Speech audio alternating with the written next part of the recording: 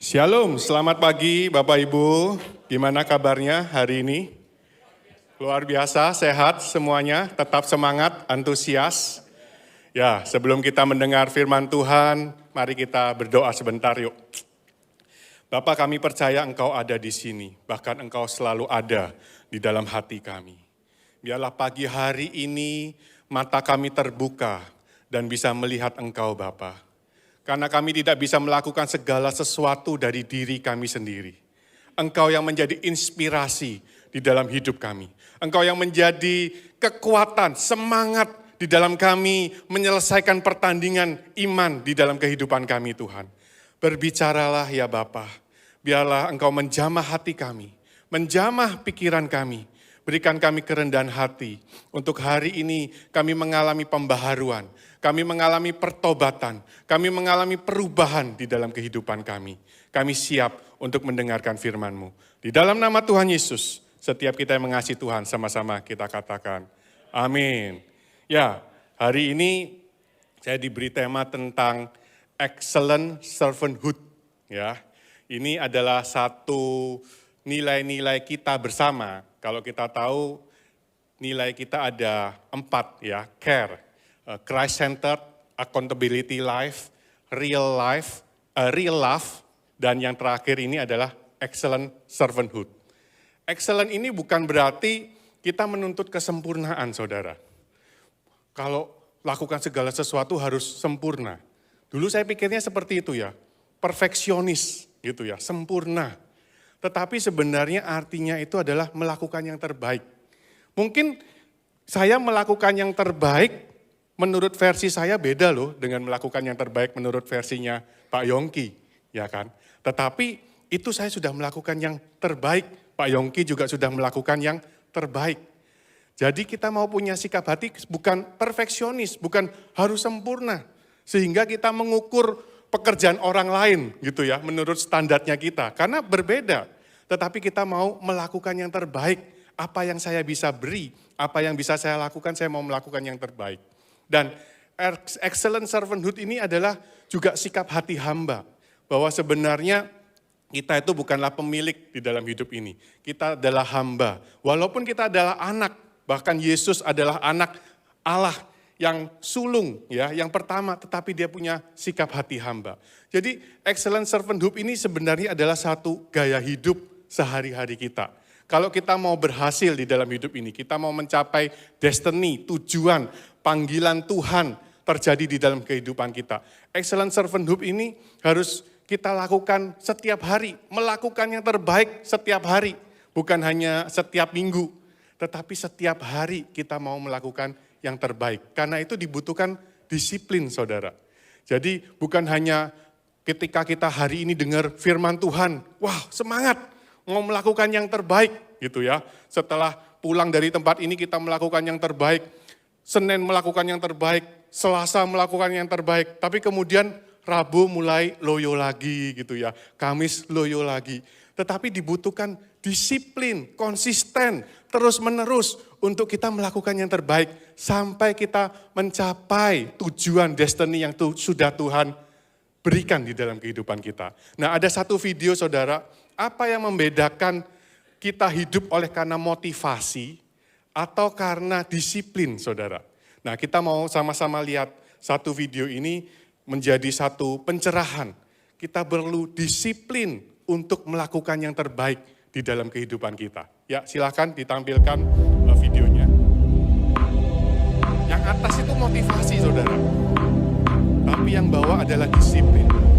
Disiplin konsisten, melakukan sampai finishing well. Walaupun kadang-kadang kita lagi nggak mood, kita lagi nggak kepingin, kita lagi malas, saudara. Tapi tetap lakukan, konsisten, lakukan. Melakukan yang terbaik konsisten setiap hari. Kalau orang hidupnya hanya karena motivasi, ya ketika dia mendengarkan sesuatu dia termotivasi. Tetapi kemudian ketika, aduh kayaknya hari ini saya lagi nggak enak ya hati saya ya. Saya lagi nggak mood ya, saya lagi nggak kepingin lakukan itu, akhirnya dia nggak lakukan itu. Tetapi saya percaya kita adalah murid, discipleship, murid itu melakukan disiplin. Dan saya bersyukur saudara, Saya lahir baru dan saya bertumbuh di dalam gereja lokal ini dari tahun 96. Jadi excellent servanthood itu bukanlah satu jalan pintas, saudara. Kalau saudara bermimpi bahwa ini adalah satu cara instan untuk kita berhasil, untuk kita menggenapi panggilan Tuhan, itu salah. Karena excellent servanthood ini bukanlah satu jalan pintas, bukan shortcut, saudara. Dan saya bersyukur itu ya, saya lahir dan bertumbuh di dalam keluarga rohani di Alba Love ini, di mana ini menjadi sempat latihan buat hidup saya. Sejak saya lahir baru, saya diajarkan untuk melayani, untuk memberikan yang terbaik. Contohnya apa, saudara? Jemputin teman komsel gitu ya. Waktu itu Tuhan kasih mobil dari orang tua saya, dan kebetulan pas teman-teman nggak ada kendaraan dan ibadahnya masih jauh di Gunung Sahari waktu itu. Jadi pulang pergi ya udahlah pada nebeng gitu ya. Kadang-kadang yang nebeng itu sampai 13 orang, saudara, satu mobil. Ya udah, bisa lakukan itu ya, lakukan itu. Terus waktu itu ada regu kerja ya, ngatur kursi. Ngatur kursinya di Gunung Sahari sana loh, saudara.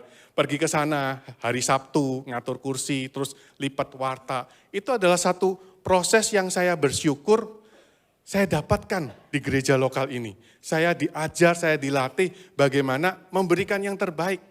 Kalau saya bertumbuh di keluarga saya, semuanya itu udah disediain. Saya mau makan, saya tinggal bilang aja sama mbak saya. Bahkan saya nggak perlu ngomong pun, makanan itu sudah ada di atas meja. Saya mau pergi, saya tinggal panggil supir saya tinggal pergi aja gitu ya. Ada orang-orang yang melayani, ada orang-orang yang memberikan fasilitas di dalam hidup saya, sehingga hidup saya itu menjadi nyaman, menjadi enak. Saya bertumbuh seperti itu, saudara. Tapi saya bersyukur ketika saya bertobat, saya mendapatkan keluarga rohani, saya diajar, saya dilatih bagaimana saya memberikan yang terbaik, bagaimana saya melayani. Dan saya percaya ini suatu hal yang bagus buat kita semua. Kalau kita ada di gereja lokal ini, kalau kita diajar untuk melayani, memberikan yang terbaik, itu adalah sesuatu hal yang bagus dan yang akan pasti berguna di dalam kehidupan kita, di dalam kita berkeluarga juga. Di dalam kita membangun hubungan suami istri. Kalau kita suami istri, sikap hatinya melayani, pasti konflik akan semakin berkurang. Betul nggak ya, Bu Sisil ya? Ini kan pakar-pakar pernikahan ya. Jadi ketika kita punya sikap hati melayani di dalam keluarga, maka keluarga itu akan semakin indah, saudara. Tapi kalau semakin kita menuntut dilayani, menuntut pasangan kita, menuntut orang tua kita, menuntut anak kita, maka akan semakin banyak konflik yang timbul. Begitu juga di dalam pekerjaan kita, saudara. Saya percaya di dalam kita berbisnis, di dalam kita bekerja, dibutuhkan yang namanya excellent servanthood. Melayani seperti Yesus melayani. Sehingga orang-orang yang bekerja sama dengan kita, supplier kita, klien kita, tim kita, semuanya bisa merasakan pelayanan yang terbaik dari kita. Dan itu akan membuat bisnis kita, pekerjaan kita growth, bertumbuh. Dan itu berguna bukan hanya, maksud saya ini bukan hanya buat di gereja ini, saudara. Tetapi apa yang kita dapatkan dari gereja ini, memberikan yang terbaik, melayani yang terbaik, itu bisa kita lakukan, aplikasikan di dalam keluarga kita dan juga di dalam bisnis pekerjaan kita. Nah, sekarang pertanyaannya, bagaimana kita bisa melayani, memberikan yang terbaik dengan sikap hati hamba? Ternyata Tuhan punya caranya, saudara. Seperti apa yang dialami oleh Tuhan Yesus sendiri ketika Tuhan Yesus mau menghadapi salib itu. Namanya proses kematian. Setiap kita yang mau memberikan yang terbaik dengan sikap hati hamba, pasti Tuhan izinkan kita mengalami yang namanya kematian. Firman Tuhan di dalam Yohanes 12 ayat yang ke-24 ya dikatakan, "Aku berkata kepadamu, sesungguhnya jikalau biji gandum tidak jatuh ke dalam tanah dan mati, ia tetap satu biji saja. Tetapi jika ia mati, ia akan menghasilkan banyak buah." Siapa biji gandum itu, saudara? Tuhan bicara tentang dirinya sendiri. Kalau dirinya nggak mati, kalau Tuhan Yesus nggak mati, ya nggak akan ada banyak buah. Dan karena Tuhan Yesus 2000 tahun yang lalu mati di atas kayu salib, saudara. Saudara bisa lihat kiri kanan, saudara. Nah inilah buah. Kita adalah buah karena Yesus mati di atas kayu salib. Karena Yesus mati di atas kayu salib, ada begitu jutaan bahkan miliaran buah yang dihasilkan dari situ. Sama juga dengan hidup kita, saudara. Kalau kita nggak mengalami yang namanya kematian, ya akan hanya ada diri kita sendiri aja. Nggak akan ada buah, banyak buah di dalam hidup kita. Dan saya percaya Tuhan itu sudah menetapkan kita untuk pergi dan menghasilkan banyak buah. Itu adalah panggilan Tuhan, itu adalah desain Tuhan, itu adalah rencana Tuhan di dalam hidup kita untuk kita menghasilkan banyak buah. Tetapi untuk menghasilkan banyak buah memang caranya nggak gampang, saudara. Kita mesti mati terhadap ego kita. Kita mesti mati terhadap kedagingan kita. Dan kita nggak perlu cari mati sih, saudara. Karena Tuhan itu sudah punya kurikulumnya, saudara. Tinggal kita ikutin aja. Kita tinggal seperti tadi lagu itu ya, masuk di dalam rencana Tuhan. Kalau kita masuk di dalam rencana Tuhan, maka ada kurikulum kematian yang akan kita alami di dalam hidup ini. Tuhan akan mengizinkan apa, saudara? Tuhan itu akan mengizinkan yang namanya kegagalan. Ada nggak orang yang berhasil di dalam hidup ini yang berkata, saya nggak pernah gagal? Coba, adakah di antara saudara yang berani berkata, saya nggak pernah gagal di dalam hidup ini? Kita bisa gagal, saudara, di dalam membangun hubungan sebagai suami istri. Sebagai suami, sebagai istri, sebagai orang tua, sebagai karyawan, sebagai bisnismen, saya mengalami kegagalan-kegagalan di dalam hidup saya. Dan yang membedakan orang yang berhasil sampai akhir dengan orang yang patah semangat dan akhirnya mutung gitu ya. Udahlah, terserahlah, EGP lah, emang gua pikirin gitu ya. Dengan jadi berbalik gitu ya. Apa yang membedakan? Adalah respon kita terhadap kegagalan. Bagaimana kita bisa berdamai dengan kegagalan yang kita alami. Bagaimana kita bisa melihat kegagalan itu dari sudut pandang Tuhan. Dan yang kedua, Tuhan izinkan yang namanya penderitaan, saudara. Kita kehilangan hak. Seorang hamba itu sudah nggak punya hak lagi, saudara. Ketika kita kehilangan hak untuk dihargai. Ketika kita kehilangan hak ya terhadap apa yang sudah kita lakukan. Saya sudah melakukan yang terbaik.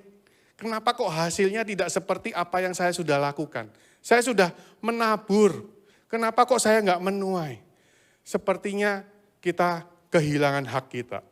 Tetapi ketika kita bisa punya respon yang benar terhadap setiap kegagalan, penderitaan yang Tuhan izinkan terjadi, maka kita akan bertumbuh, saudara. Dan bukan hanya bertumbuh, kita akan berbuah di dalam gereja ini, di dalam keluarga kita, di dalam bisnis pekerjaan yang Tuhan percayakan kepada kita. Kalau kita lihat benih itu ya saudara, benih itu ngalamin hujan, badai, ya nggak enak, ngalamin penderitaan. Tetapi benih itu ketika dia mati, dia mulai berakar ke dalam. Ketika berakar dia menemukan Yesus sebagai sumber kehidupannya dia. Dan kemudian dia akan bertumbuh ke atas. Dan bukan hanya bertumbuh ke atas, dia akan Dia akan berbuah. Yang namanya berbuah itu berarti bukan buat diri kita, saudara. Ketika kita berbuah, pohon apel berbuah apel, itu bisa dinikmati oleh orang lain. Ada orang yang sedang lapar, dia jalan di sebelah pohon apel itu, dia lihat, wow, ini luar biasa. Apel ini sepertinya manis, dia ambil, dia makan, dan itu membuat orang itu kenyang. Ketika kita berbuah, saudara, itu dapat dirasakan oleh orang-orang yang ada di sekeliling kita. Itu dapat dirasakan oleh keluarga kita. Itu dapat dirasakan oleh komunitas kita. Ketika kita berbuah, saudara, dampaknya itu dapat dirasakan oleh orang-orang yang ada di dalam pekerjaan, di dalam bisnis kita, saudara. Karena apa? Kita melewati proses yang namanya kegagalan dan penderitaan. Saya nggak tahu saudara hari-hari ini apa yang saudara sedang alami. Mungkin saudara berulang kali gagal di dalam kehidupan ini. Dan saudara mulai bertanya-tanya sama Tuhan ya. Kenapa ya Tuhan? Gagal lagi dan gagal lagi. Kenapa ya kok sepertinya kok susah banget gitu ya. Kok berat banget Tuhan menjalani kehidupan ini. Kenapa ya Tuhan? Saya sudah berusaha melakukan yang terbaik. Tapi ternyata memang itulah proses Tuhan. Itulah cara Tuhan. Supaya apa? Kita memiliki hati hamba. Kalau suatu saat kita berhasil, kalau suatu saat kita berbuah, itu benar-benar bukan karena kita bisa, saudara. Bukan karena kita mampu, bukan karena kekuatan kita. Tapi benar, itu hanya karena kasih karunia Tuhan. Itu karena kemurahan Tuhan. Makanya kita perlu dihancurkan terlebih dahulu. Kita perlu diremukkan terlebih dahulu. Kita perlu mati terlebih dahulu. Baru kita bisa bertumbuh dan berbuah. Nah, ayat berikutnya. Yang pertama tadi kita perlu mati saudara. Dan Tuhan izinkan apa? Kegagalan, penderitaan. Supaya kita bisa berbuah. Berikutnya ayat 25. Barang siapa mencintai nyawanya, ia akan kehilangan nyawanya. Tetapi barang siapa tidak mencintai nyawanya di dunia ini, ia akan memeliharanya untuk hidup yang kekal. Yesus rela kehilangan nyawa, saudara. Yesus sudah menjadi teladan. Yesus sudah menjadi inspirasi. Yesus kehilangan nyawa buat kita, saudara. Dan karena Yesus kehilangan nyawa, kita beroleh hidup yang kekal. Kalau Yesus nggak kehilangan nyawanya, kita mati, saudara. Kita mati oleh karena dosa kita. Kita mati oleh karena pemberontakan kita. Tetapi karena Yesus mati di atas kayu salib, maka kita beroleh kehidupan yang kekal. Ada pertukaran, ada harga yang harus dibayar. Kalau kita mau melakukan yang terbaik, berarti kita juga perlu menyerahkan nyawa kita. Pertanyaannya apa yang menjadi nyawa kita hari ini? Kalau kita lihat kepada apa yang Tuhan lakukan, saudara. Dia menyerahkan nyawanya. Nyawanya itu bukan hanya sekedar kehidupannya dia. Bukan hanya nafasnya Tuhan. Tetapi nyawanya Tuhan itu juga adalah reputasinya dia, harga dirinya dia. Tuhan dikenal sebagai penyembuh. Tuhan Yesus menyembuhkan di mana-mana. Tuhan Yesus dikenal sebagai pembuat mujizat. Bahkan orang mati pun dibangkitkan. Tetapi ketika Tuhan Yesus menerima jalan salib itu, saudara, dia menerima kematian itu.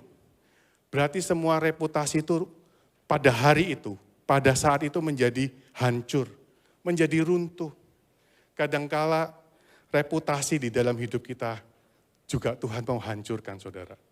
Sebagai apa gitu ya, sebagai seorang PA yang berhasil, sebagai seorang penatua yang berhasil, sebagai seorang bisnismen yang berhasil, sebagai kepala keluarga yang berhasil. Apakah kita lakukan semua itu hanya untuk reputasi, dikatakan orang berhasil, saudara? Kalau masih itu yang menjadi motivasi di dalam kehidupan kita, maka Tuhan akan menghancurkannya. Dan kita perlu melihat bahwa bukan reputasi itulah yang harusnya kita bangun, saudara. Tetapi Tuhan mau kita lakukannya hanya untuk Tuhan. Yang kedua, paradigma yang lama. Orang Yahudi punya paradigma bahwa Mesias itu akan datang sebagai raja dan membebaskan bangsa Yahudi dari penjajahan bangsa Romawi. Itu adalah paradigma yang lama dan sampai hari ini mereka tetap punya paradigma yang sama sehingga mereka tidak bisa melihat Yesus adalah Mesias yang sudah datang ke dunia ini. Mungkin di dalam kehidupan kita, saudara, kita terpenjara dengan paradigma yang lama di dalam kehidupan kita. Saya memang orangnya bukan begitu. Saya memang begini. Kalau saya begini ya sudah, ini saya. Jadi akhirnya kita nggak akan pernah bertumbuh, saudara. Kita nggak akan pernah berkembang. Kita nggak akan bisa melakukan lebih baik hari ini daripada kemarin. Karena apa? Kita terpenjara di dalam paradigma yang lama. Padahal saya percaya di dalam Tuhan ada pertumbuhan. Saya percaya hari ini akan lebih baik daripada kemarin. Besok akan lebih baik daripada hari ini. Kalau kita mau membuka paradigma kita, menghancurkan paradigma yang lama. Tetapi ketika kita sudah terkotak dengan paradigma yang lama, kita membatasi diri kita. Sehingga Tuhan gak bisa lagi bekerja. Harus dihancurkan sama Tuhan. Supaya paradigma yang lama ini berubah, saudara. Nah, ketika saya sampaikan ini, izinkan Roh Kudus bicara, saudara. Apa yang menjadi reputasi saudara? Apa yang menjadi paradigma yang lama yang menghalangi saudara untuk melakukan yang terbaik? Kadangkala untuk melakukan yang terbaik itu ada paradigma yang lama. Saya itu nggak bisa ketemu orang. Saya itu nggak bisa matematika gitu ya. Saya nggak bisa ngomong, saya nggak bisa ini, saya nggak bisa ini. Nggak bisa itu memblok kita sehingga apa? Sehingga kita nggak bisa melakukan yang terbaik. Namanya kita melakukan sesuatu pertama kali saudara, pasti nggak akan pernah sempurna saudara. Pertama kali saudara menawarkan barang, dengan setelah 1000 kali menawarkan barang, pasti akan lebih baik yang ke 1000 kali. Tapi ketika 1 kali saudara melakukan dan saudara merasa, oh memang saya bukan ini gitu loh. Akhirnya apa? Kita keblok saudara. Akhirnya kita nggak pernah bertumbuh. Akhirnya kita nggak pernah berbuah. Karena paradigma yang lama. Dan yang kedua apa? Zona nyaman, kesenangan kita. Atau bahasa kerasnya itu kemalasan kita saudara. Kemalasan kita menghalangi kita untuk kita itu memberikan yang terbaik. Tetapi kalau kita mau berbuah, kita mau mencapai visi Tuhan di dalam kehidupan kita, panggilan Tuhan di dalam hidup kita, mimpinya Tuhan di dalam hidup kita perlu relakan semua reputasi, paradigma yang lama, zona nyaman, kesenangan kita, kemalasan kita saudara, untuk kita melakukan yang terbaik setiap hari. Ada satu video yang bisa kita lihat bagaimana kita kehilangan nyawa, kehilangan kesenangan kita ya saudara, untuk mencapai apa yang Tuhan berikan kepada dia, satu mimpi, satu visi. Ya, kita mau sama-sama saksikan ya satu video ini ya. Silakan bisa diputar.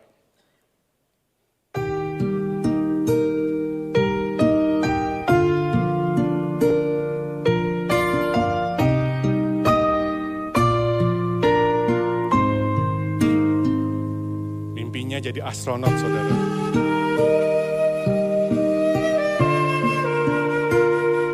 Anak kecil seneng ya, ada es krim.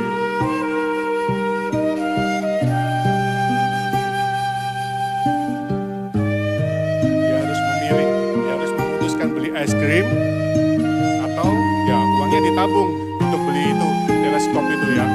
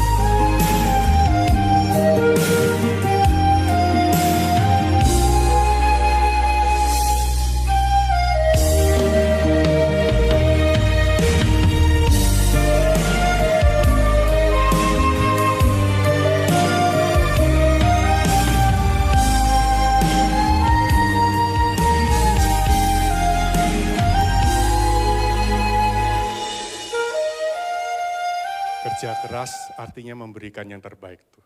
Melakukan yang terbaik. Visi kita sama saudara di gereja lokal ini. Menjadi murid Kristus melalui komunitas sejati yang memancarkan gerakan kasih Bapa Surgawi di setiap area bidang kehidupan. Mimpi ini terlalu besar saudara.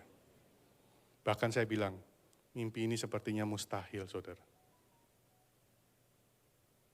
Nggak akan bisa kita dapatin hanya 1 malam. Nggak akan bisa kita dapetin hanya waktu 1 bulan.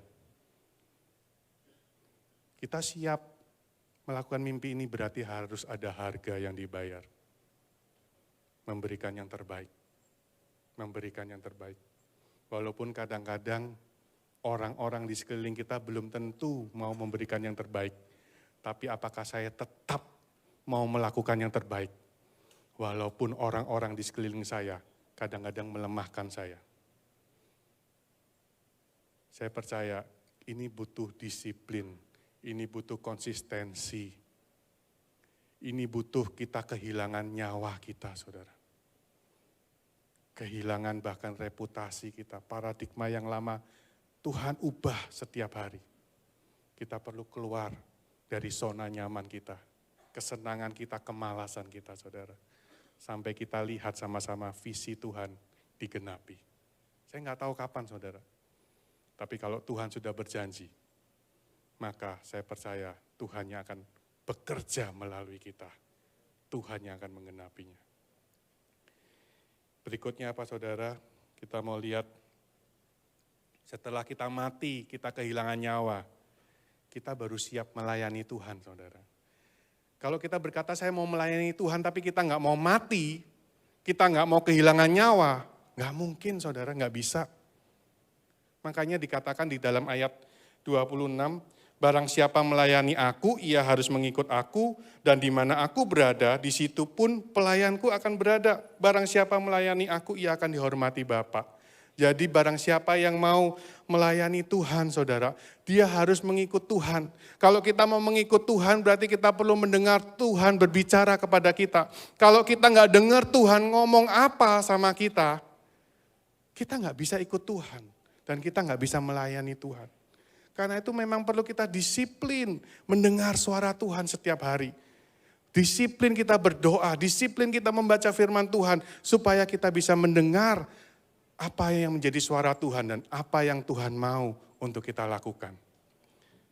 Siapa yang menulis agenda kita setiap hari saudara? Ketika kita bangun tidur, apakah kita sudah punya begitu banyak program, begitu banyak kesibukan, begitu banyak rencana, sehingga kita lupa tanya Tuhan, apa yang menjadi programnya Tuhan, apa yang menjadi rencananya Tuhan. Tuhan yang ikut saya, atau saya yang ikut Tuhan. Seringkali kan kita, Tuhan tolong Tuhan berkati ini Tuhan, Tuhan buat ini menjadi lancar Tuhan, Tuhan buat ini menjadi berhasil. Kita hanya memanfaatkan Tuhan, kita hanya memanipulasi Tuhan. Tetapi sebenarnya Tuhan, apa yang Tuhan mau untuk saya lakukan hari ini. Saya mau ikut, saya mau melayani. Dan itu hanya bisa berhasil ketika kita mati terhadap ego kita mati terhadap kedagingan kita menyerahkan nyawa kita kepada Tuhan bukan sekali saudara, tetapi setiap hari. Ada satu video yang kita bisa lihat sama-sama saudara, bagaimana kita ikut Tuhan atau kita ikut plan-nya kita sendiri, rencana kita sendiri. Silahkan bisa ditampilkan.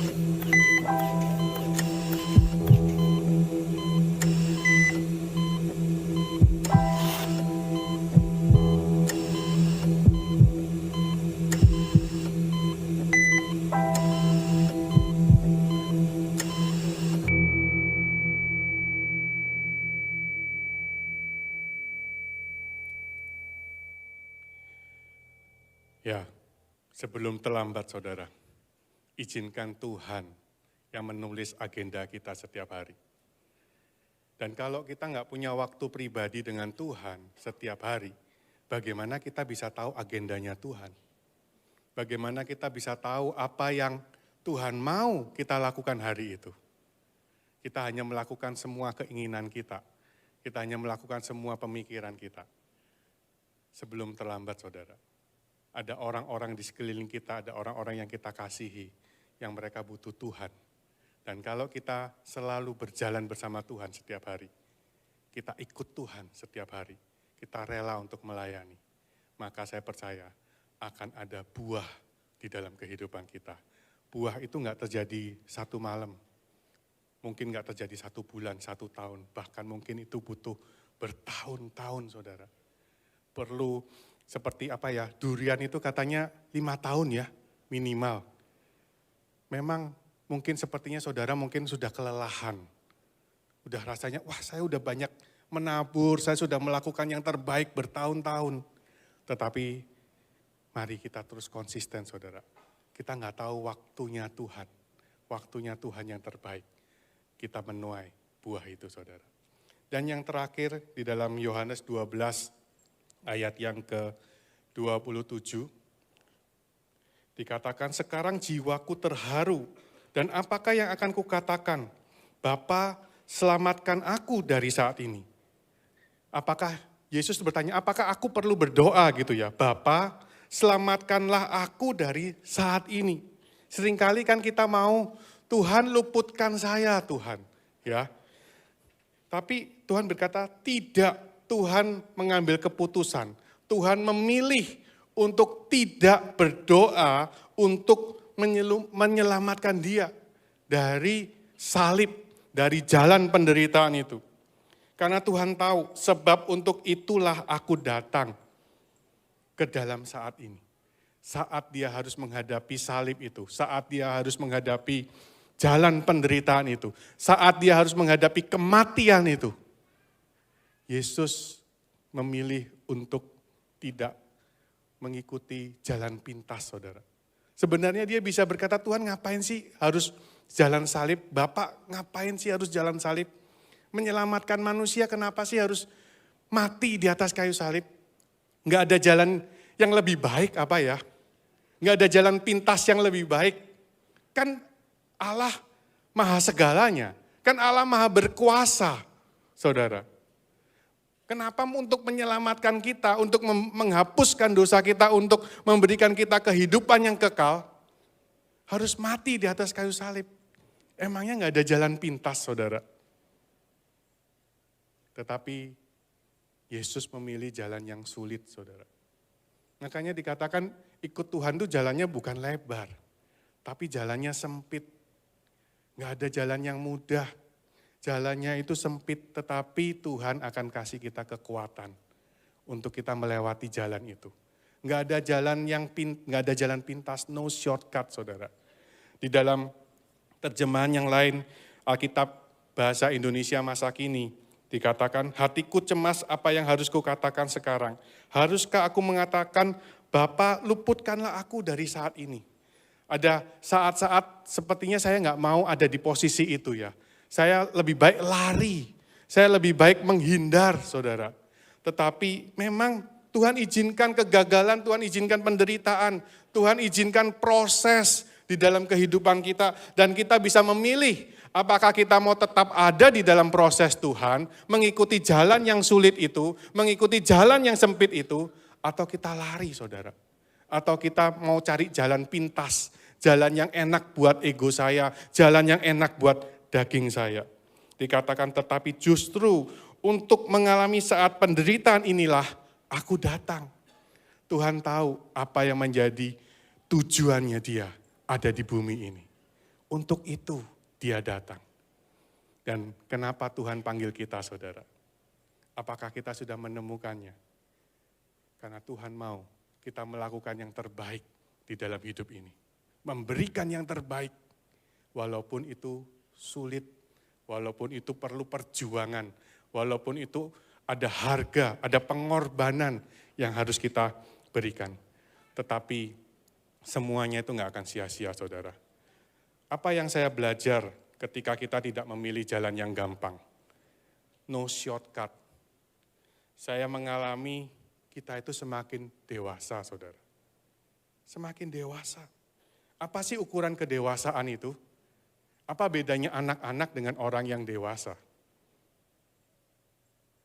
Dewasa itu berarti siap menerima tanggung jawab. Kalau anak-anak nggak bisa dikasih tanggung jawab, saudara.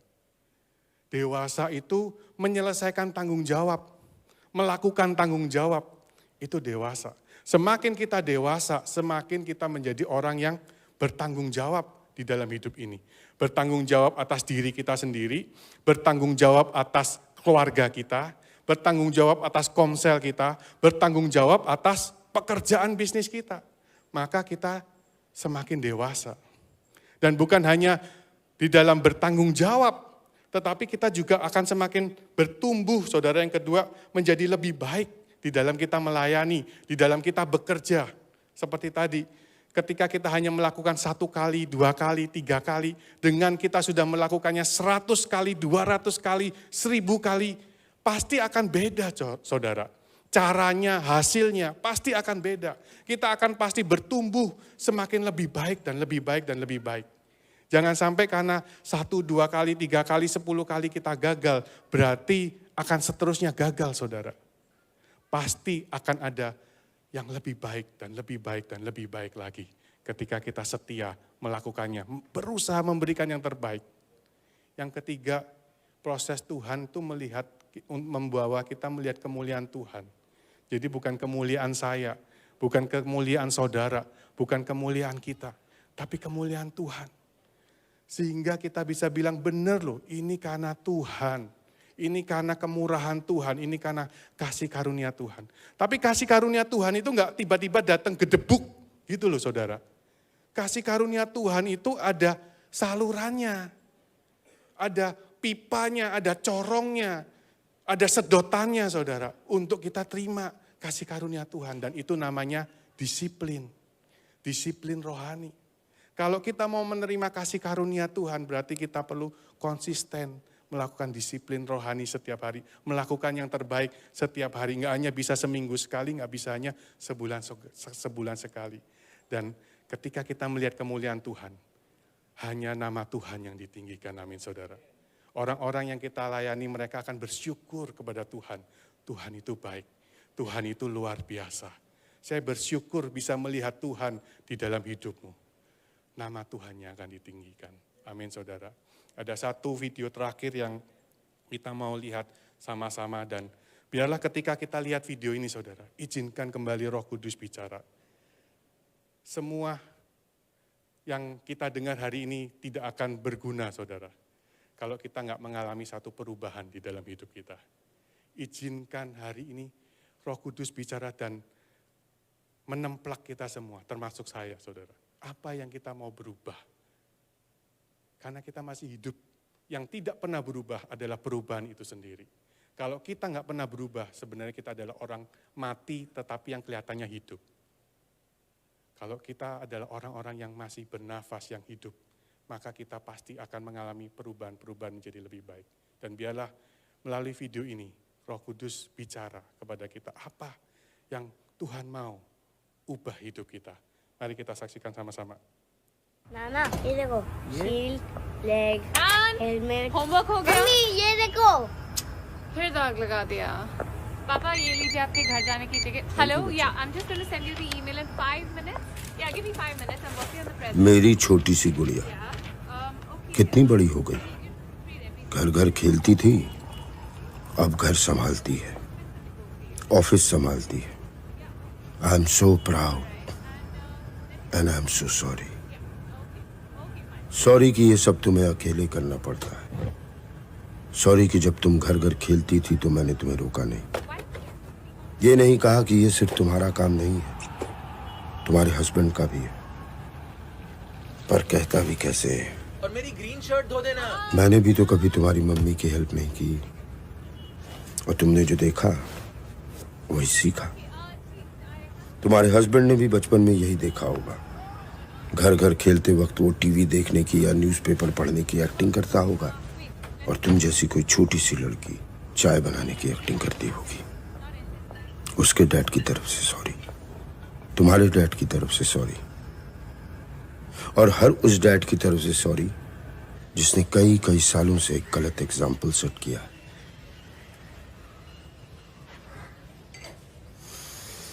पर अभी भी देर नहीं हुई।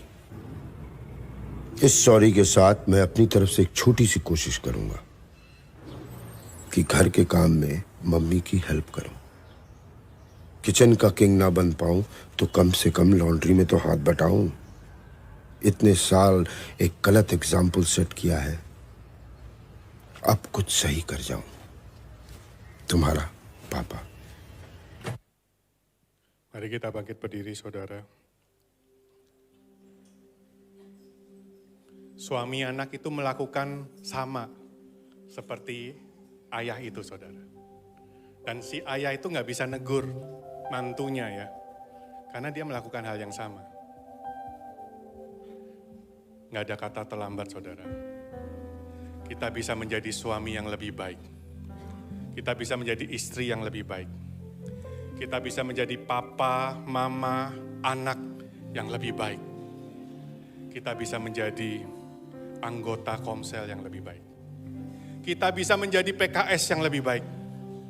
Kita akan bisa menjadi PA yang lebih baik. Kita akan bisa menjadi pemimpin yang lebih baik. Selama kita mau terus berubah, terus bertumbuh. Saya mau melakukan lebih baik hari ini daripada kemarin. Dan besok saya juga akan lakukan lebih baik lagi, lebih baik lagi. Walaupun harganya adalah kematian. Harganya adalah nyawa saya sendiri. Harganya adalah saya harus menyerahkan kesenangan saya, kedagingan saya. Tapi pada akhirnya saya akan melihat Tuhan yang menumbuhkan buah-buah itu. Buah-buah yang manis, saudara. Bukan untuk saya, bukan untuk kita, saudara. Tetapi untuk kemuliaan Tuhan. Untuk dapat dinikmati oleh orang-orang yang ada di sekeliling kita. Mereka dapat merasakan buah yang manis dari hidup kita. Dan itu akan memuliakan Tuhan. Terima kasih Tuhan buat hari ini. Engkau ada di sini Tuhan. Ini menjadi satu perhentian buat kami. Untuk kami merenungkan hidup kami Tuhan sampai hari ini. Kami mau Tuhan tidak memilih jalan pintas Tuhan. No shortcut Tuhan. Jalan yang sempit, jalan kematian, jalan penderitaan Tuhan. Kami percaya ada kekuatan Tuhan, ada kasih karunia Tuhan untuk kami melewati semua itu. Sentuh hati kami siang hari ini ya Bapa. Ubah hati kami.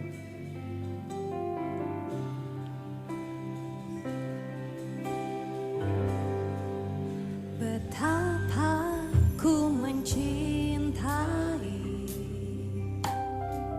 Mari kita lihat semua. segala yang telah terjadi. Perjalanan hidup kita sampai hari ini. Dari kita kecil sampai hari ini. Karena sendiri Lihat kebaikan Tuhan. di hidup ini Lihat Tuhan tidak pernah meninggalkan kita. menyertai. Terima kasih Tuhan. Engkau baik. Engkau baik Tuhan. Betapa ku menyadari Mari kita sadari kehadiran Tuhan. di dalam hidupku ini. Ya, Kau selalu memberi ya. rancangan terbaik oleh karena kasih. Tuhan Engkau sudah terlebih dahulu memberi yang terbaik buat kami. Bapa, Ya Bapa, sentuh hati, ini hatiku Bapa. ubah hidup Ubah aku Tuhan. jadi yang baru, bagai emas yang murni. Kau membentuk bejana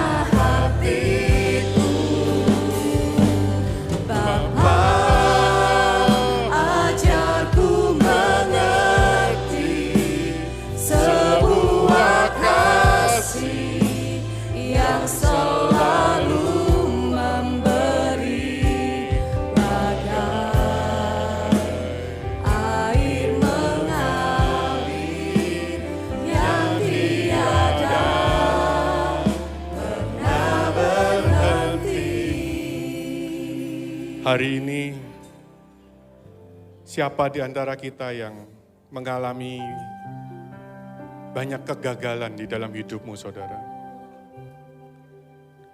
Dan engkau sepertinya sudah mau menyerah. Ada begitu banyak kesulitan di dalam kehidupanmu. Ada banyak penderitaan di dalam hidup. Hari ini, engkau butuh kasih karunia Tuhan. Engkau perlu melihat dari sudut pandang Tuhan. Kalau engkau orangnya hari ini yang membutuhkan kasih karunia Tuhan untuk berespon benar terhadap setiap kegagalan dan penderitaan yang kau alami, saudara boleh dengan rendah hati taruh tanganmu hari ini. Taruh tanganmu di atas dadamu. 1 bulan terakhir ini, saudara, saya merasa gagal di dalam hidup saya. Saya gagal sebagai seorang penggembala area, saudara. Karena saya tidak bisa mengembalakan domba yang Tuhan percayakan. Bahkan domba itu pergi, saudara. Saya begitu sedih, saya begitu hancur hati saya.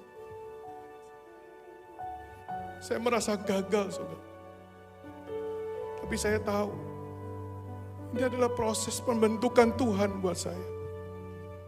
Saya nggak mau menyerah, saudara. Saya sepertinya mau menyerah, tapi saya berkata, Tuhan, kalau Engkau sudah berkata, Engkau memutuskan menerima salib itu. Engkau memutuskan Tuhan mati buat aku, Tuhan. Berapa kali pun aku gagal, Tuhan. Aku memutuskan, Tuhan. Aku tidak meninggalkan, Tuhan. Kepercayaan yang Kau berikan kepada aku, Tuhan. Aku mau tetap setia sampai akhir. Aku mau belajar memberi yang lebih baik hari ini daripada kemarin. Aku percaya kasih karunia-Mu yang memampukan aku. Hari ini Tuhan, Engkau melihat setiap tangan, Tuhan, yang mengalami, Tuhan, yang sama, Tuhan, dengan diriku. Hari ini Tuhan, biarlah Engkau memberikan, Tuhan, kekuatan yang baru, semangat yang baru, Tuhan. Pengharapan yang baru. Besok akan lebih baik daripada hari ini. Kami gak menyerah, Tuhan, kami gak menyerah. Visi yang Kau berikan kepada kami mau jalani bersama-sama, Tuhan. Ada banyak murid-murid Kristus yang dilahirkan. Ada banyak murid-murid Kristus yang dibentuk, yang diproses, Tuhan. Karena untuk itulah Engkau mati, Tuhan, di atas kayu salib. Tuhan, ini hidup kami. Yang kedua, saudara, izinkan Roh Kudus bicara kepadamu hari ini. Apa yang Tuhan mau ubah hari ini? Apa yang Tuhan mau ubah? Mungkin itu paradigmamu, saudara. Cara berpikirmu. Engkau membatasi Tuhan. Engkau membatasi Tuhan bekerja di dalam hidupmu. Yesus mati di atas kayu salib. Bukan hanya supaya kita selamat, saudara. Tetapi supaya Yesus tinggal di dalam kita. Di perjanjian lama Tuhan tidak bisa tinggal di dalam manusia. Tetapi setelah kematian dan kebangkitannya, Tuhan bisa tinggal di dalam manusia. Dan Tuhan yang telah menyelesaikan jalan salib itu, Tuhan yang sama tinggal di dalam kita, saudara. Kalau kita bisa bukan karena kita mampu, tapi karena ada Tuhan di dalam hidup kita. Tuhan yang memberikan kita kekuatan, Tuhan yang memberikan kita kasih karunia. Kita hanya perlu datang sama Tuhan setiap hari. Kita hanya perlu dengar suaranya setiap hari. Kita hanya perlu lihat, pandang Tuhan setiap hari. Dan maka kasih karunia itu yang akan bekerja dengan luar biasa. Di dalam kelemahan kita, kuasa Tuhan menjadi nyata, menjadi sempurna. Kami mengakui Tuhan kami lemah. Kami gak berdaya, kami gak bisa apa-apa Tuhan. Kami nol besar Tuhan. Tapi banyak nol di sini Tuhan. Ada ribuan nol Tuhan di jemaat Kelapa Gading ini. Hanya Engkau yang bernilai 1 Tuhan. Engkau yang bernilai Tuhan. Dan semua nol ini ditaruh di belakang-Mu Tuhan. Maka luar biasa Tuhan. kemuliaan hanya bagi Tuhan. Kami mau Tuhan ikut Engkau Tuhan. Kami mau melayani-Mu Tuhan. Sampai akhir hidup kami. Apapun juga Tuhan. Tidak kami izinkan untuk menghalangi kami. Mari angkat kedua tanganmu saudara. Serahkan hidupmu hari ini. Sambil lagu ini dinyanyikan, sentuh hatiku. Biarkan Tuhan jamah saudara hari ini. Sentuh hatiku, ubah hidupku menjadi yang baru, bagai emas yang murni. Kau membentuk bejana hatiku, Bapa. Ajarku mengerti sebuah kasih yang selalu memberi, bagai air mengalir yang tiada pernah berhenti. Terima kasih buat kasih-Mu.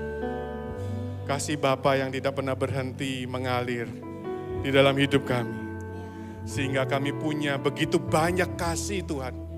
Untuk kami mengasihi orang-orang yang ada di sekeliling kami. Terima kasih Bapa. Di dalam nama Tuhan Yesus. Setiap kita yang mengasihi Tuhan sama-sama kita katakan. Amin.